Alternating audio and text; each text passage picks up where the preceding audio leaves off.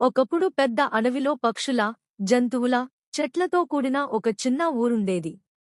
ఆ ఊరిలో చిన్న గువ్వపిల్ల, చిక్కు, నక్కపిల్ల, మిట్టు మంచి స్నేహితులు.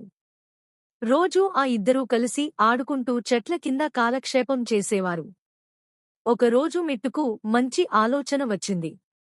చిక్కు, మనం చెట్టు పండ్లను దాచుకుందాం. అది పెద్దదైనప్పుడు మనకు ఉపయోగపడుతుంది అని మిట్టు చెప్పింది. చిక్కు ఆనందంగా అంగీకరించింది. తరువాత రోజులు గడిచే కొద్దీ చెట్టు పెద్దదయ్యింది.